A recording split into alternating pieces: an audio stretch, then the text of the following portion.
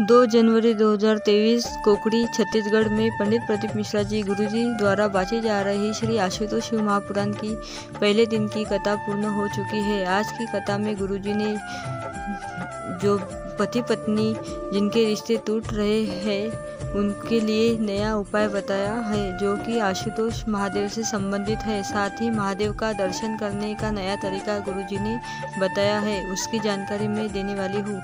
आज की कथा में कुल 13 उपाय पत्र और जो भी जानकारी दी है वो सभी की जानकारी इस वीडियो के माध्यम से मैं दे रही हूँ। अगर आपने आज की कथा नहीं सुनी है तो इस छोटे से वीडियो से आपको प्राप्त हो जाएगा। बढ़ते हैं आज की पहली जानकारी की ओर। गुरुजी ने कहा, कोई भी मंदिर छोटा या बड़ा नहीं होता। आपके नगर में, आपके कॉलोनी में, आपके घर के पास जो भी शिव मंदिर है उसमें जो शिवलिंग रखा हुआ है उसका पूजन करने से भी आपको पूर्ण फल की प्राप्ति होती है। बढ़ते हैं आज की कथा की दूसरी जानकारी की ओर। आशुतोष का मतलब होता है शीघ्र प्रसन्न होने वाला, शीघ्र मानने वाला।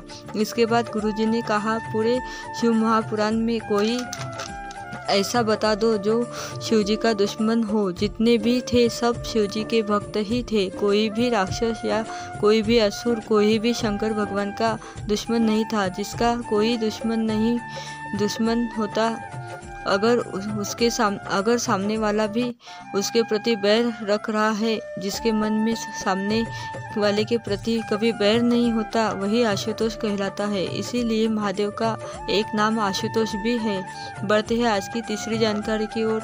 जिसका दिल, जिसका मन शिव महापुराण कथा में लग जाता है, महादेव की भक्ति में खुल जाता है, तो गुरुजी ने कहा है उसका हृदय, उसका दिल कभी भी हॉस्पिटल में नहीं खुलता, अर्थात उसे कभी भी हार्ट अटैक नहीं आ सकता, क्योंकि उसके हृदय में महादेव का वास होता है। बढ़ते हैं आज की कथा की चौथी जानकारी की ओर। जानकी जी रायपुर से पत्र लिख रही है, जिसमें उन्होंने लिखा, शंकर जी का क्या बखान करूं, एक लोटा जल का क्या बखान करूं। मेरे पति मानसिक बीमारी से पीड़ित थे। पिछले 22 साल से वे रोग ठीक नहीं हो रहा था।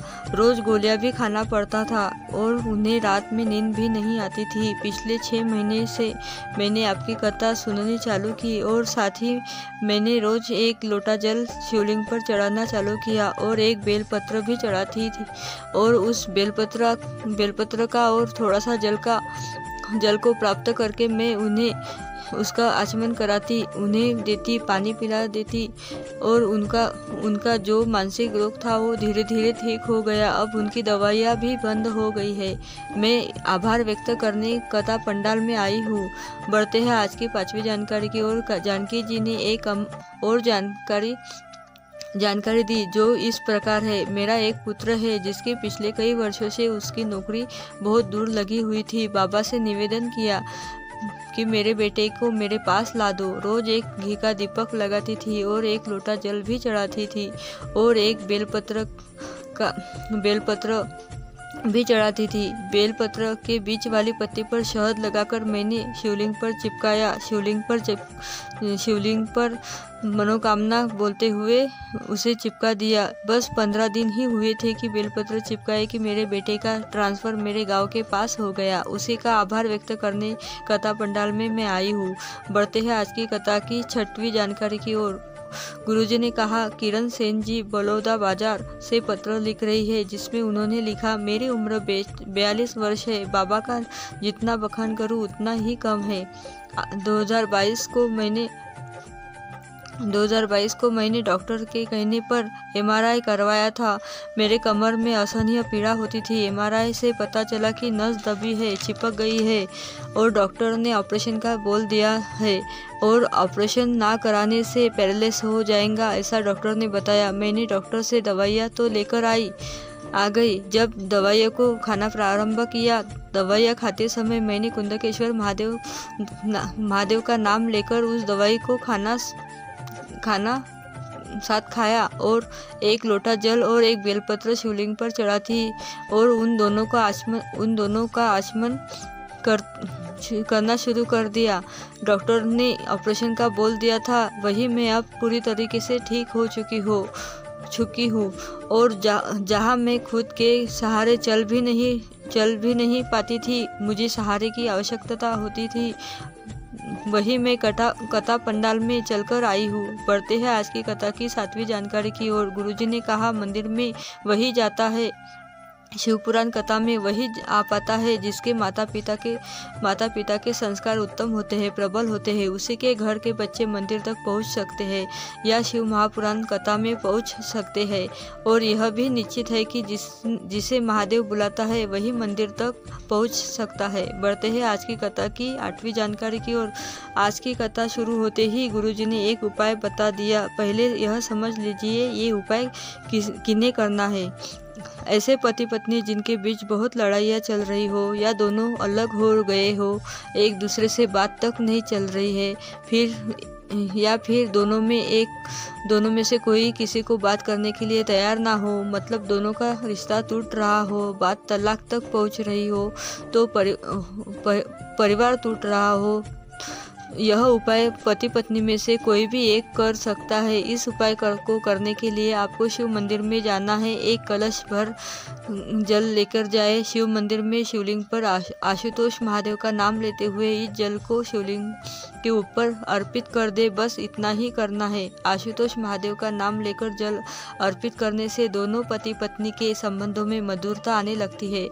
दोनों में से कोई भी प्रयास करता है बात करने का और सब सही होता है। बढ़ते हैं आज की कथा की 9वीं जानकारी की ओर। गुरुजी ने कहा, हमने पहले भी कहा है, नारियों को नमः शिवाय, ओम नमः शिवाय इस प्रकार मंत्र का जाप करना चाहिए और पुरुषों को ओम नमः शिवाय, ओम नमः शिवाय इस प्रकार मंत्र का जाप करना चाहिए। अर्थात नारी ओम से शुरुआत नहीं करती बल्कि ओम नमः शिवाय से शुरुआत करती है और पुरुष ओम से शुरुआत करते हैं। बढ़ते हैं आज की कथा की 10वीं जानकारी की ओर। गुरुजी ने कहा, आज भी मंदिर में प्राण प्रतिष्ठा के समय सोमसूत्र निर्माण किया जाता है, जो कि नंदी भगवान से शिवलिंग तक होता है, जो कि नंदी भगवान को शिवलिंग से जोड़ता है। बढ़ते हैं आज की कथा की 11वीं जानकारी की ओर। गुरुजी ने कहा, लोगों का व्यापार बढ़ रहा है, लोगों की उम्र बढ़ रही है और भगवान का भजन कम होते जा रहा है। आपको कुछ नहीं करना, बस एक लोटा जल लेकर शिव मंदिर में जाना और श्री शिवाय नमस्तुभ्यम बोलते हुए शिवलिंग पर जल चढ़ा देना है। बस इतना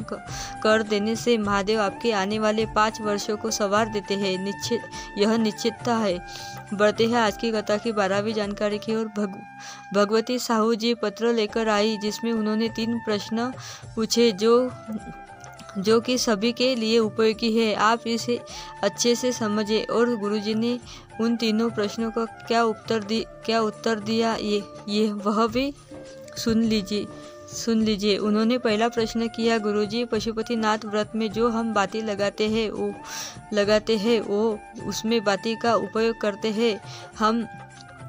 हमें गोल बाती लगाना चाहिए या लंबी बाती लगाना चाहिए? गुरुजी ने कहा, आपने बहुत ही अच्छा प्रश्न किया। गुरुजी ने बताया, हमने पहले भी कथा में बताया है, शंकर भगवान के मंदिर में माता पार्वती भी होती है, इसीलिए आप दोनों प्रकार की बातियों का उपयोग कर सकते हैं। शंकर भगवान के मंदिर में आप गोल बाती और लंबी बाती दोनों को लगा सकते हैं, पर अगर सिर्फ देवी जी का मंदिर हो, वहाँ पर आपको लंबी बाती का उपयोग करना है और पितरों के लिए लंबी बाती का उपयोग करना चाहिए। इसके बाद उस महिला ने प्रश्न किया, पशुपतिनाथ का जब 5वां सोमवार पूर्ण होता है तब आपने जो 108 चीज़ें अर्पित करने को कहा, वे चीज़ें हमको एक साथ चढ़ाना चाहिए या फिर एक एक करके चढ़ाना चाहिए? तो उस पर गुरुजी ने कहा, शास्त्र नीति के अनुसार वे चीज़ें एक एक करके श्री शिवाय नमस्तुभ्यम ऐसा एक एक करके आपको चढ़ाना चाहिए। उस महिला ने तीसरा और अंतिम प्रश्न ये किया कि आप कहते हैं कि मंदिर जाते समय नंदी भगवान के कान में कहते हुए जाना चाहिए, तो इस पर लोग हंसते हैं। तो गुरुजी ने कहा कि दुनिया के लोग अपने ही सनातन धर्म की ही हंसी उड़ाते हैं। उसके बाद गुरुजी ने बताया, हम जो भी बताते हैं नंदी के कान में बोलो या फिर बेलपत्र चढ़ाओ, जो भी गुरुजी बात बताते हैं सब का वर्णन आपको शिव महापुराण में मिल जाता है। शिव महापुराण कथा में जलंधर चरित्र पढ़ते समय आपको इसकी जानकारी मिलती है कि नंदी भगवान के कान में बोलने से महादेव तक वह बात कैसे पहुंचती है, जो शब्दों आपको शिव महापुराण में मिल जाएगा।